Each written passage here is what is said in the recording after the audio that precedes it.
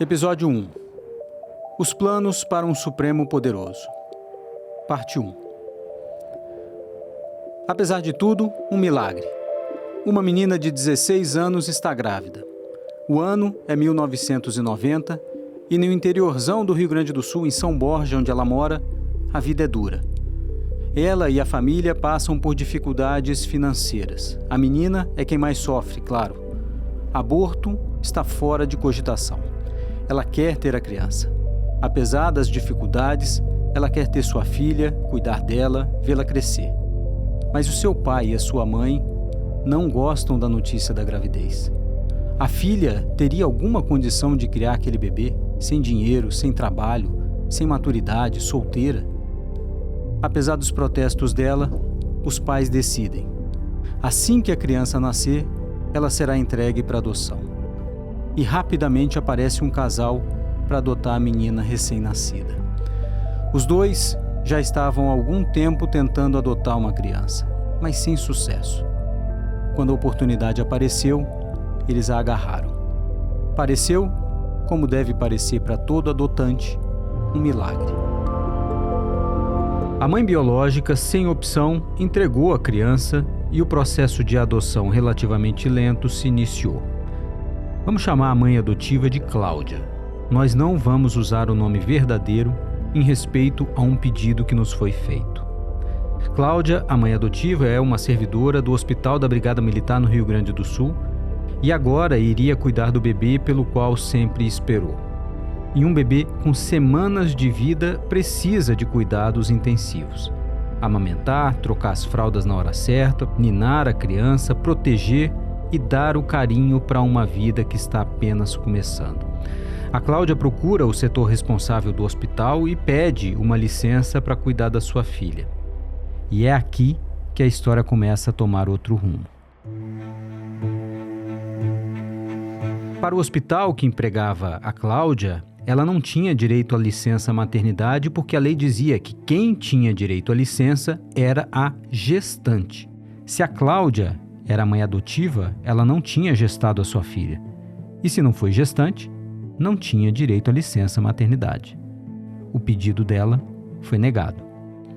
Cláudia, com um bebê recém-nascido em casa, tinha de continuar trabalhando normalmente e, caso se negasse, seria demitida por justa causa.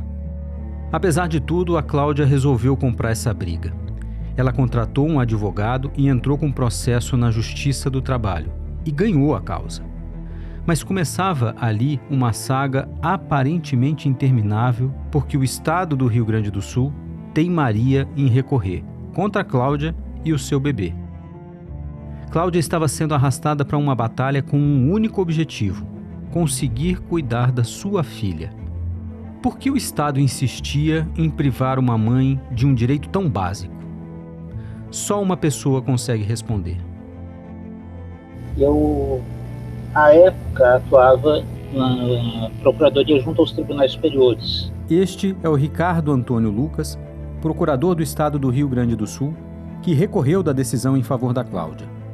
Eu estava lá, tinha a atribuição de pegar todos os processos do TST, daí então tinha a tese posta perante o TST, que era a seguinte: se a licença maternidade era concedida em razão de objetivos médicos ou se ela era concedida em razão do cuidado com a criança, etc. Esse é que foi o debate estabelecido. Bom, o Estado recorre de praticamente tudo. Enquanto não fosse estabelecida a tese pelo Supremo Tribunal Federal, eu teria a obrigação de recorrer. Neste episódio, uma criança coloca em xeque os limites dos poderes do Supremo Tribunal Federal e uma Constituição, também recém-nascida, causa uma crise de identidade no STF. Este é o Paredição de Vidro, apresentado por mim, Felipe Recondo. Parte 2. Os riscos de apostar no Supremo. Naqueles mesmos 1990, a mais de 2.000 quilômetros de São Borja, o Supremo Tribunal Federal estava tendo uma crise de identidade.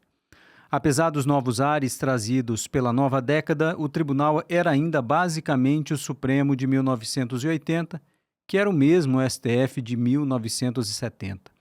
Era um tribunal acanhado, tímido, e vou arriscar dizer isso, sabendo dos riscos que eu corro, o Supremo agia se colocando como um poder menor. Então esse era um Supremo antigo, em alguma medida. Era um Supremo da década anterior. Esse aqui é o Diego Werneck, professor de Direito Constitucional do INSPER, com quem divido algumas pesquisas e muitas conversas interessadas até demais sobre o Supremo.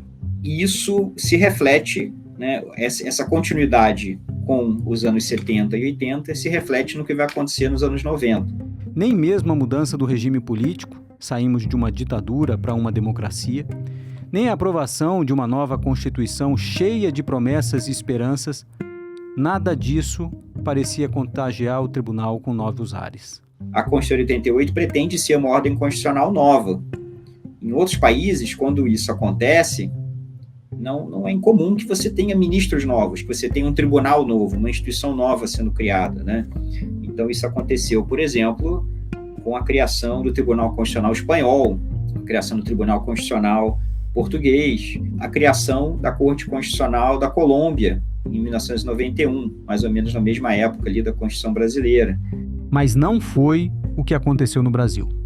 A composição da Corte permaneceu a mesma do período da ditadura. Acho que o Supremo não estava no radar do debate público nacional com a intensidade que a gente imaginaria que estaria hoje, né? Se a gente fosse pensar numa Constituição sendo feita hoje, é muito difícil imaginar que os principais personagens dessa conversa, seja atores falando de como deveria ser feito, do que deveria acontecer, seja como objeto das discussões, o que deveria se reformar, né? Quem deveriam ser os ministros do Supremo, como mudar o Supremo. Hoje a gente imaginaria que isso estaria na água, que todo mundo estaria bebendo nessa discussão. Isso não era o caso nos anos 80. Era uma instituição que era relevante, mas era uma instituição que tinha uma atuação mais discreta, né? Não estava assim nas prioridades de ninguém, nem a esquerda, nem a direita, pensar no Supremo naquele momento. Esse era o cenário. O Brasil estava vindo de uma ditadura em que direitos individuais foram suprimidos pelos governos militares. Nem Congresso, nem Judiciário puderam resistir a isso. E aí a Constituinte é formada para repensar o país, para repensar os direitos fundamentais, as garantias individuais, as liberdades, a economia, o sistema político, tudo. Esperamos a Constituição como vigia espera a aurora. Ela trará milhões de inovações para o Brasil. Novos ares, novos tempos, mais direitos para os cidadãos, liberdade de expressão, liberdade de imprensa, novos benefícios sociais, esperanças de um futuro mais promissor. A nação nos mandou executar um serviço. Nós o fizemos com amor, aplicação e sem medo. Mas o Brasil não era um país tão acostumado a tempos democráticos ou a constituições duradouras e que pretendiam de verdade transformar a realidade do país. Quem ali tinha certeza de que amanhã um novo governo não iria olhar para toda aquela obra e dizer: dane-se a Constituição? A Constituição certamente não é perfeita. Ela própria o confessa ao admitir a reforma. Ou algo como: a Constituição sou eu porque eu fui eleito pela maioria dos brasileiros. Quanto a ela, discordar, sim. Divergir, sim. Descumprir, jamais. Ou, os constituintes fizeram promessas, mas quem decide cumpri-las ou não somos nós. Afrontá-la, nunca. E nós sabemos que essa tentação autoritária não está morta e enterrada. Ou não vimos o que aconteceu recentemente? Se a sua preocupação é fazer com que direitos que você está consagrando na Constituição sejam cumpridos pelos legisladores futuros, então acaba sendo inevitável você pensar em mecanismos para fazer cumprir essas promessas que estão na Constituição. E aí o Brasil não é diferente do que você vê em muitas constituições desse período no mundo, em que, para acompanhar essas promessas generosas que estão sendo feitas de direitos que exigem intervenção do Estado, vão ser criados mecanismos que permitirão a atores independentes da política, né, os juízes, no caso o Supremo, se pronunciar no futuro sobre não só se as leis atendem o que a Constituição exige ou não, mas até mesmo se as omissões destes legisladores, o que eles deixaram de fazer, não coloca de alguma forma em risco esse projeto constitucional. Então, isso, de fato, é um tema que aparece na Constituinte, existe muita discussão sobre isso, que é que mecanismos a gente cria para garantir que os políticos de amanhã respeitem as regras que a gente está criando hoje. E aí acaba entrando o judiciário, não tem jeito. Jill Lepore, historiadora americana, diz que o trabalho do historiador exige dizer aquilo que no passado era tão óbvio que não precisava ser pronunciado. O Supremo tem limites, e sempre teve. E no passado, esse limite era evidente, não precisava ser dito. Todo mundo o sentia no ar. Bastava abrir os jornais e tudo o que você não achava era alguma referência ao Supremo. Limites muitas vezes colocados pelos próprios ministros, não pela sociedade ou pela Constituição. Nós falamos disso aqui, na primeira temporada do Paredição de Vidro. E o principal responsável por isso foi o ministro Moreira Alves, nomeado para o Supremo durante a ditadura e um conservador em todos os sentidos, nos processos e nos costumes do STF. Mesmo com um novo regime democrático, nada de mudanças drásticas. Moreira Alves era uma espécie de síndico do Supremo. Ele comandava os avanços e os recuos do tribunal. Ele resguardava os usos e costumes do velho Supremo.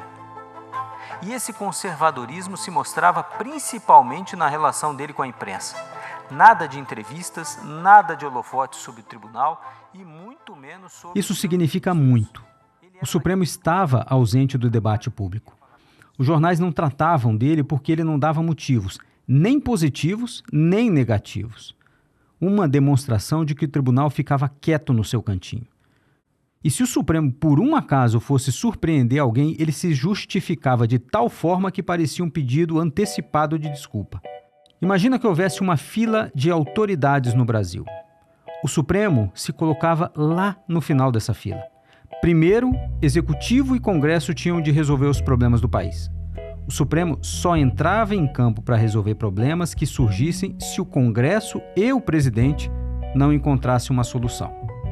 Agora, se os dois poderes não se mexessem em relação a um tema específico, algo que, aliás, é absolutamente comum numa democracia, o Supremo ficava inerte. Esse era o padrão do Supremo daquela época. Mas, por ser a última instância do judiciário, as pessoas ainda apostavam as suas fichas nele. Recorriam até o STF com a esperança de que este tribunal inerte se sensibilizasse com seu drama pessoal. Eu me lembro aqui do ministro Celso de Mello, primeiro a ser indicado depois da Constituição de 88, me contando uma história ilustrativa desse tempo. Havia um caso relevante que chegou ao Supremo, mas era daqueles casos que eram tabus. Para que a pessoa ganhasse, ela teria de dar a sorte de o processo cair nas mãos certas, de um juiz que estivesse disposto a pensar diferente. No jargão dos coaches, alguém que pensasse fora da caixa. O processo foi distribuído e caiu com um dos ministros mais antigos do tribunal. Ele arquivou o processo sem nem mesmo discutir um mérito. Encontrou uma saída processual e simplesmente se livrou do tema. Ganhar no Supremo naquela época era como jogar na loteria. As chances eram quase zero. Quando chegava ao STF um caso de alguém pedindo algo que exigisse do tribunal avançar um pouco mais, o Supremo tinha o cacuete de dizer: você está pedindo isso para a pessoa errada. O tribunal demonstrava que o lugar no Brasil para resolver a maioria das coisas era o Congresso Nacional. Mesmo quando havia uma resposta possível dentro da Constituição para um problema que a lei não tratava, o Supremo costumava despachar a demanda para o Congresso. Era um Supremo que andava em ponto morto, que dizia que quase nada era com ele. Portanto, o Brasil tinha, em 1988, um problema pela frente. E dali a 2 anos, em 1990, quem também tinha um problema para resolver era a Cláudia, porque o Estado do Rio Grande do Sul recorreu da decisão da Justiça do Trabalho que a beneficiou. Enquanto não fosse estabelecida a tese pelo Supremo Tribunal Federal, eu teria a obrigação de recorrer. Aqui, Ricardo Antônio Lucas. Bom, o Estado recorre de praticamente tudo. Então, não seria o caso específico desta mãe adotante que seria objeto de uma perseguição especial. O primeiro argumento era formal. Cláudia ainda não era mãe adotiva porque o processo de adoção ainda não estava concluído. Ela tinha apenas a guarda e responsabilidade provisória sobre a criança. O segundo argumento era de conteúdo. A Constituição, no seu artigo 7, inciso 18, previu, abre aspas, licença à gestante, sem prejuízo do emprego e do salário, com a duração de 120 dias. Mas o Tribunal Regional do Trabalho rejeitou os argumentos do Estado por uma questão lógica. A Justiça ponderou que o fato de a adoção ainda não estar concluída não impede a concessão da licença, até porque um dos objetivos da licença maternidade é garantir que a criança tenha os devidos cuidados no começo da sua vida. Ou seja, a licença não é um benefício só para a mãe, é também para o filho. Ponto final. Cláudia pôde cuidar da sua filha, afastar-se do trabalho por 4 meses, com todos os benefícios que são garantidos a uma mãe biológica. Fim da história? Não, claro que não. De volta em 1988, a Constituinte estava criando uma lista de direitos e precisava de alguém para protegê-los, para garantir que governos futuros tentariam, de verdade, ainda que cada um com suas visões específicas, tornar realidade esse novo projeto de país. Construir um Brasil menos desigual e mais inclusivo. O Judiciário foi alistado para essa missão. E no topo desse Judiciário estava o Supremo. A Constituição deu ao STF novos instrumentos para derrubar leis inconstitucionais e criou mecanismos inéditos para o STF também agir diante dos silêncios da política. Assim, se houvesse um direito garantido pela Constituição e a política não aprovasse nada para que esse direito pudesse ser usado, o Supremo poderia, em casos específicos e não sempre, fazer às vezes de Congresso Nacional e colocar algo no lugar. Era uma mudança de paradigma. Tanto que um deputado constituinte chamado Luiz Inácio Lula da Silva fez uma previsão que se mostrou certeira. Os sindicatos, naquela época, contratavam dentistas e médicos para atender os trabalhadores sindicalizados. Era uma forma de atender às necessidades básicas desse pessoal. No discurso ao final da Constituinte, Lula disse que depois de aprovada a Constituição, os sindicatos teriam de passar a contratar advogados. Para quê? Para conseguir, no judiciário, aquilo que o governo não queria dar aos trabalhadores. A Constituição, portanto, abriu as portas do Supremo e deu mais poder para o tribunal. Ótimo para o Supremo, não é?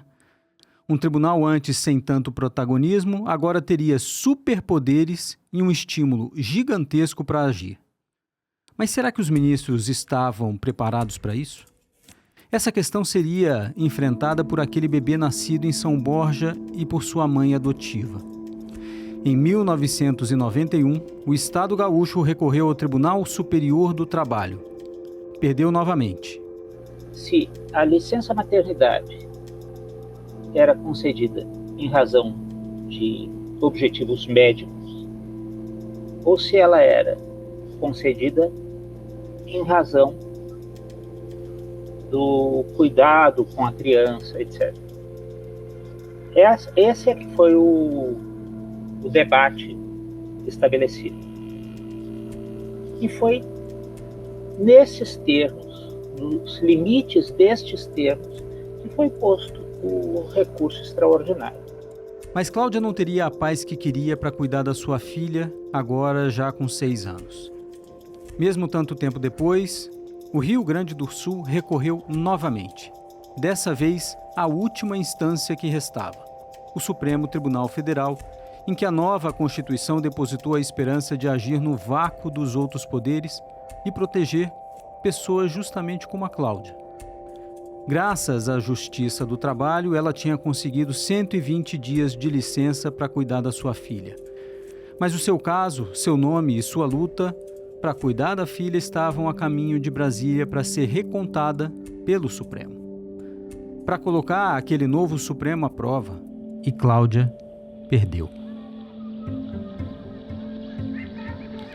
No próximo episódio do Paredes São de Vidro, como um tribunal recém-empoderado para defender os direitos mais básicos, toma uma decisão contra o direito de uma mãe cuidar do seu bebê. O que deu errado? E ainda nessa temporada, como essa decisão afeta a vida dessa criança quase 30 anos depois. Eu sou Felipe Recondo, roteirista, apresentador e produtor executivo do Paredes São de Vidro. Diego Werneck escreveu o roteiro desta terceira temporada comigo. Eduardo Gomes foi supervisor de roteiro e editor dessa temporada, com assistência de edição de Flávia Frota. Roberto Maltic foi nosso produtor investigativo. Lucas Gomes criou a identidade visual desta temporada. A produção foi da Zarabatana e do Dia Estúdio. Pelo Dia Estúdio, a direção geral é de Léo Cardoso. Direção dos episódios por Rodrigo Martins. Produção técnica da Ana Carolina Ferreira. Operação de áudio da Janaína Florenço. Operação de teleprompter Rodney Roberto. E a captação de imagens da Caroline França Pires. Produção de estúdio contou com a direção da Maria Bolzan, coordenação da Camila Souza de Araújo. A cenografia foi criada e montada pela equipe do Júlio Vida, Pedro Rogato, Mirella Froy, Vicky Rodrigues, Ale Russo e Robson Pereira. A Elva Obeso e Nicole Nascimento fizeram a coordenação de pós-produção. Alan Postal e Diogo Medina produziram os motions. E Rodolfo Pereira foi o responsável pela edição de vídeo. O design das artes utilizadas na edição do podcast foi criado pela equipe coordenada por Bruno Andrade e composta por Joana Dorner e Pedro Padilha.